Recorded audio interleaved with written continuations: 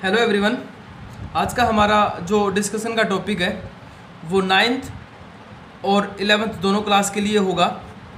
और ये जो है जो कॉम्पिटिटिव एग्ज़ाम की जो तैयारी करते हैं बड़ा ही महत्वपूर्ण टॉपिक है भाई उनके लिए, क्योंकि जब भी बात आती है नदी तंत्र की, जब भी बात आती है ना, तो यहाँ से है ना 1 से 2 क्वेश्चन पक्का आता है, लेकिन इसको समझना बड़ा मुश्किल होता है। तो मैंने कोशिश की है कि इसको सरल भाषा में मैं आप लोगों तक पहुँचा सकूँ।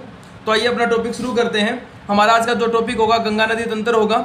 हम जो है लेसन नंबर 3 जो हमारा अपवा तंत्र का ये जो गंगा नदी तंत्र पार्ट पढ़ रहे हैं, इससे पहले मैंने सिंधु नदी तंत्र जो है वो करवा दिया है भाई। ठीक है, तो यहाँ से शुरू करते हैं गंगा नदी तंत्र को, और मैं आशा करता हूँ कि आप सब ठीक होंगे। तो देखिए गंगा नदी तंत्र भाई, ठीक है, पहले इसको समझने की कोशिश करेंगे, फिर इसको हम मैप में करेंगे। ध्यान से देखना, शुरू करते हैं। देखिए जब बात करते हैं कि गंगा नदी उद्गम कहाँ से होता है, गंगा नदी है ना हमारे लिए क्या है, एक सांस्कृतिक तौर पे देखा जाए ना तो अपनी संस्कृति से जुड़ी हुई है भाई। ठीक है, यहाँ पर क्या है कि आदमी की जो अंतिम यात्रा है ना वो यहीं पर जाकर के खत्म होती है। अंतिम यात्रा गंगा नदी के अंदर जब उसकी हड्डियों को बहा दिया जाता है तो हमारी संस्कृति के साथ यहाँ पर सारे पाप धुल जाते हैं, ऐसा माना जाता है। हमारी पौराणिक कथाओं में बड़ी ही प्रसिद्ध कहानियाँ जो है गंगा नदी के साथ जुड़ी हुई है। और भारत में गंगा नदी को माता का दर्जा दिया गया है, गंगा माँ कहा जाता है। ठीक है, तो यहाँ से हम अपनी शुरुआत करते हैं और बात करते हैं कि जो गंगा नदी है ना, गंगा नदी की जब हम बात करते हैं कि उद्गम कहाँ से होता है, तो मैं उद्गम पर आता हूँ भाई। देखो उद्गम की बात की जाए ना तो उद्गम लिखा जाता है उत्तराखंड के अंदर भाई। ठीक है, कहा जाता है कि उत्तराखंड राज्य के अंदर क्या है, उत्तराखंड राज्य में जो उत्तरकाशी जिला है ना, उत्तरकाशी जिला भाई।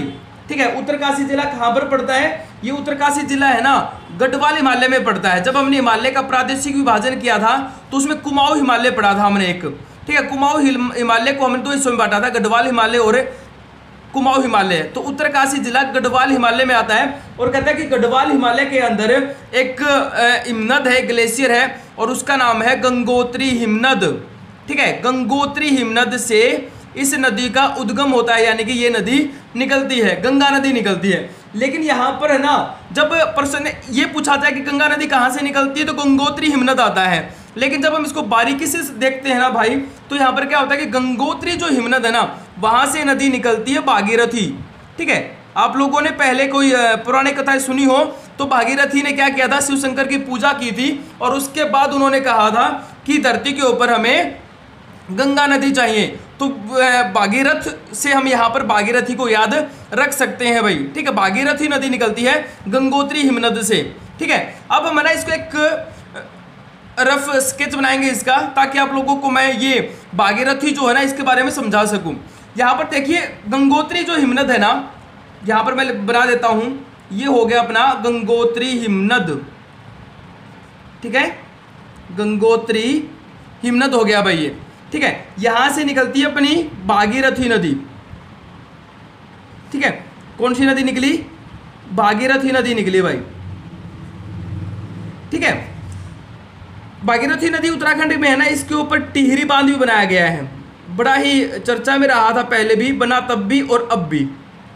ठीक है, टिहरी बांध ये स्टार्टिंग में जब इसके ऊपर रोक लगवा दी थी, एक सुंदरलाल बहुगुणा नाम के व्यक्ति थे, उन्होंने कहा था कि एक तो हिमालय के अंदर वैसे ही बहुत ज़्यादा भूकंप आते हैं और ऊपर से तुम लोगों ने बांध बना दिया जिससे प्लेट है वो सरक जाएंगी और भूकंप जो है अधिक मात्रा में आएंगे।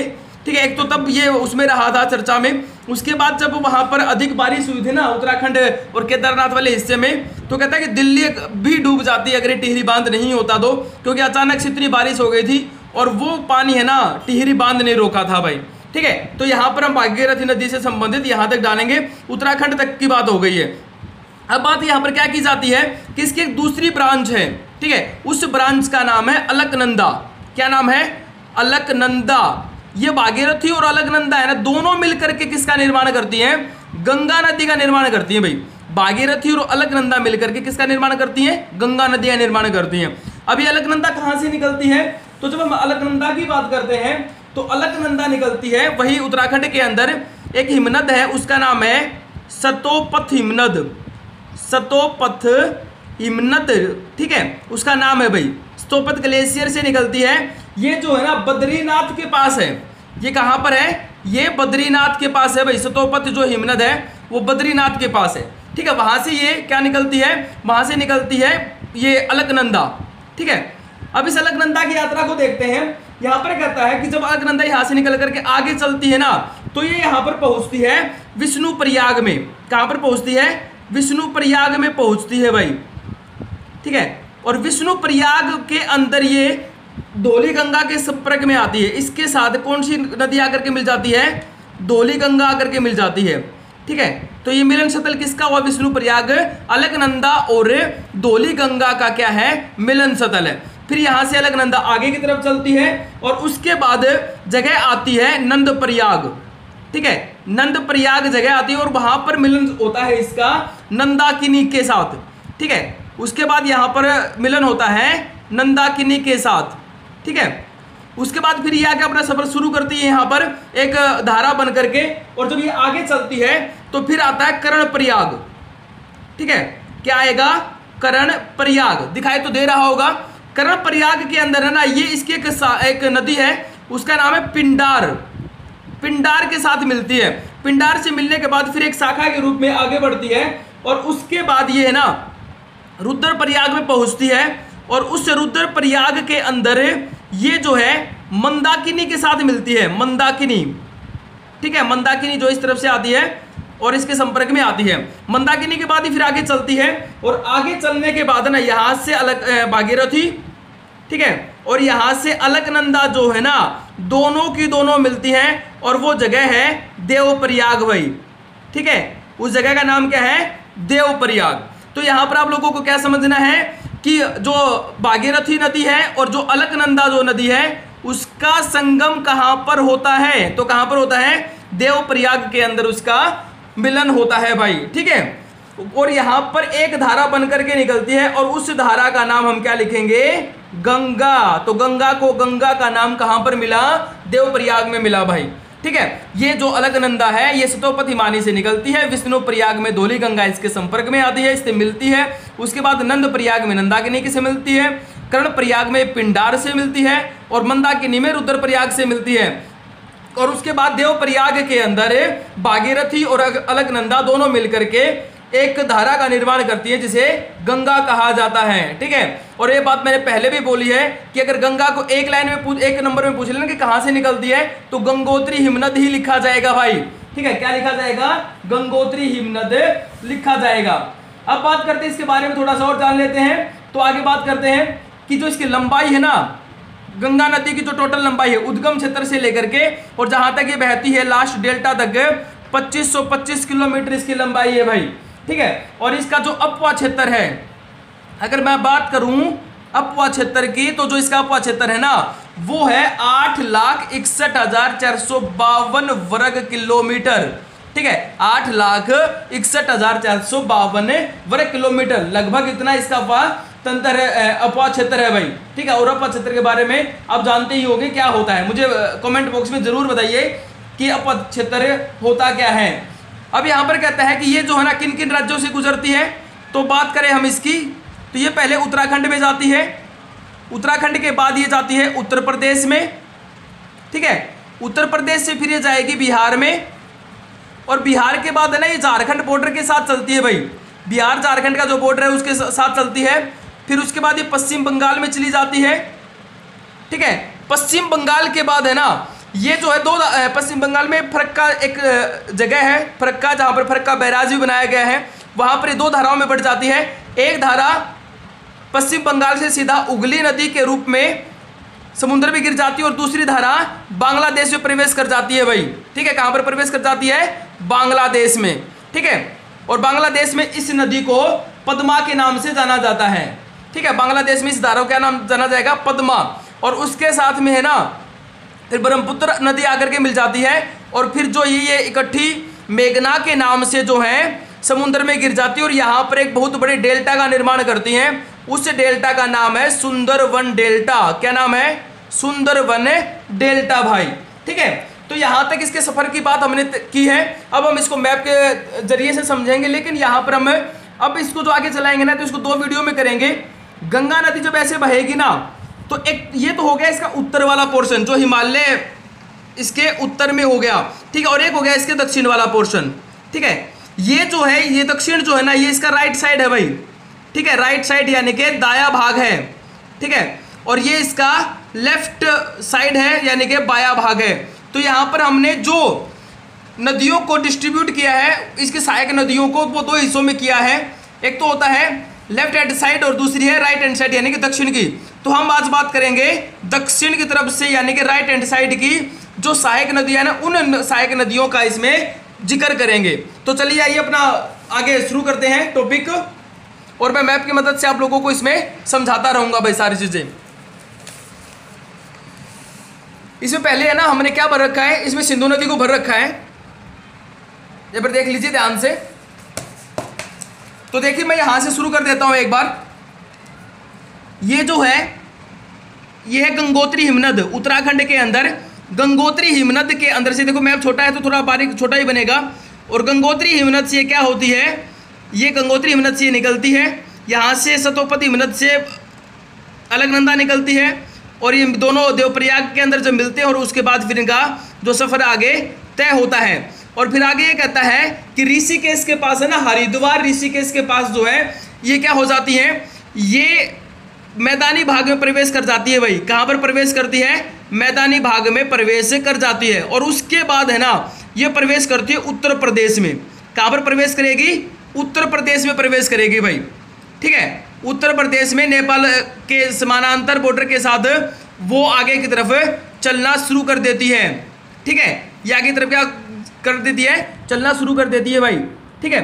उसके बाद ये कहाँ पर जाएगी, ये जाएगी बिहार के अंदर जाएगी, ठीक है, बिहार के साथ में फिर ये इस प्रकार नीचे बिहार को 2 हिस्सों में बांटते हुए उत्तर और दक्षिण में बांटती है बिहार में ये, ठीक है। उसके बाद ये झारखंड बॉर्डर के साथ, ठीक है, और झारखंड बॉर्डर के साथ चलते चलते ये यहाँ से जो पश्चिम बंगाल है ना, पश्चिम बंगाल में राजमहल की पहाड़ियों के बीच से ये इंटर करती है।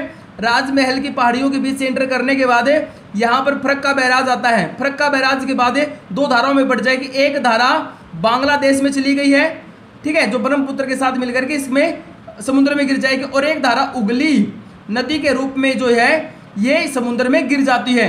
तो ये इसका सफ़र है, ये इसका जो हम अभी हमने जो पढ़ा सफ़र उसके बारे में हमने जाना।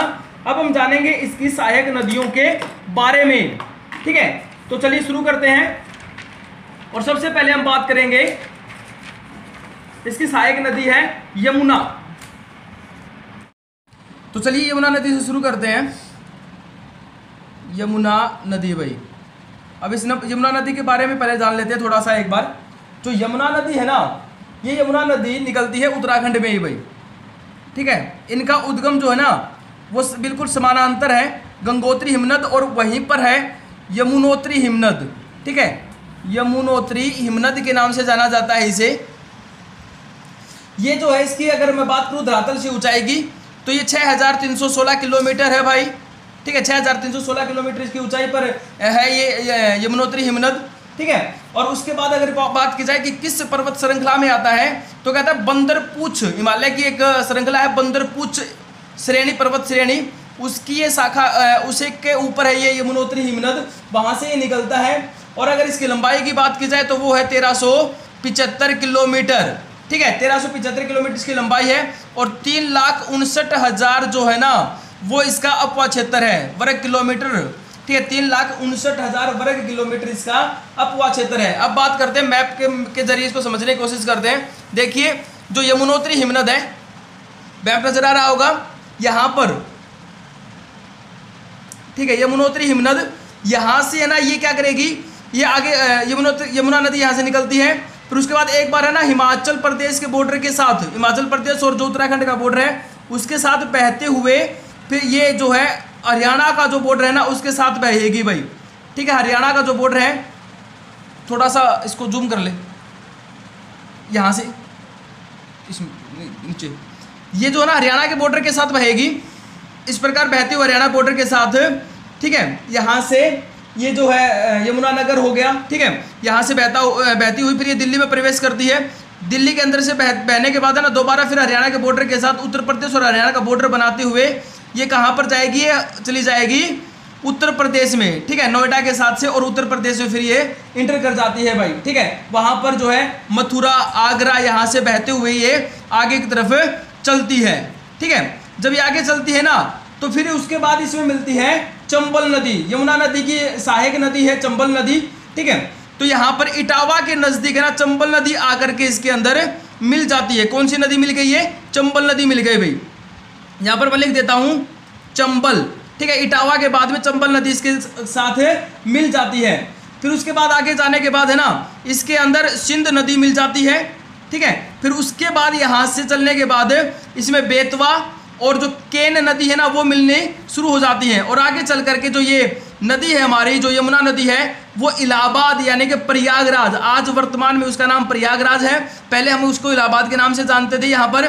और यमुना का और गंगा का क्या हो जाता है, यहाँ पर संगम हो जाता है, ठीक है। तो ये है प्रयागराज भाई, ठीक है। प्रयागराज में क्या हो गया, इनका संगम हो गया है, ठीक है। तो ये थी यमुना नदी।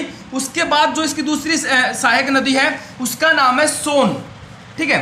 सोन नदी के बारे में जानते हैं भाई।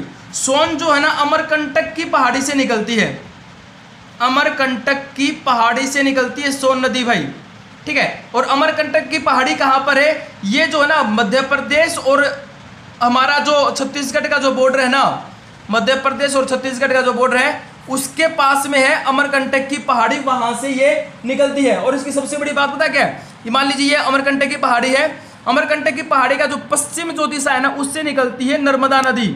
अमरकंटक की पहाड़ी के पश्चिम से निकलती है नर्मदा नदी और उसके पूर्व से निकलती है अपनी सोन नदी भाई, ठीक है। तो सोन नदी के बारे में पढ़ते हैं।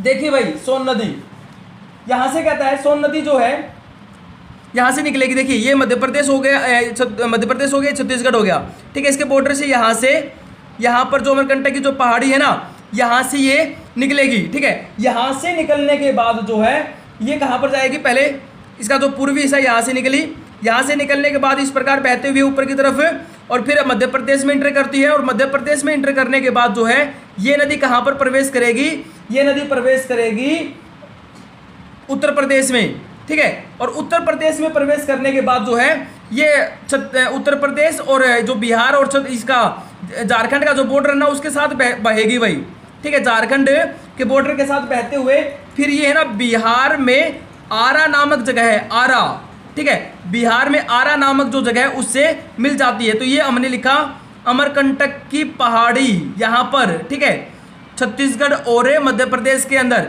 यह निकली अपनी सोन नदी, यहाँ से बहते हुए छत्तीसगढ़ से मध्य प्रदेश में, मध्य प्रदेश से उत्तर प्रदेश और फिर हमारा जो बिहार, उत्तर प्रदेश और जो झारखंड का बॉर्डर है वहाँ से साथ घूमते हुए फिर ये बिहार में आरा नामक जगह पर किसके साथ मिल जाती है, गंगा नदी के साथ मिल जाती है। उसके बाद जो बात करें हम वो आती है दामोदर नदी भाई, ठीक है।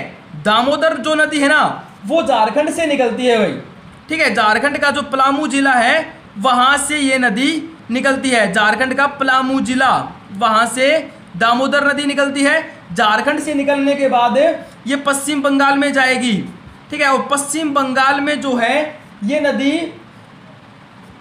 गंगा में मिल जाएगी, ठीक है। कहां पर मिल जाएगी, गंगा में मिल जाएगी। इसकी सबसे बड़ी विशेषता क्या है कि ये ना बंगाल का शोक कहे जाने वाली नदी है। बंगाल का शोक वहां पर बहुत जबरदस्त बाढ़ लेकर के आती थी और अब यहाँ पर क्या बना दिया गया, इसके ऊपर दामोदर नदी परियोजना चलाई गई है, ठीक है। आप लोगों ने सुना होगा दामोदर नदी परियोजना, ठीक है।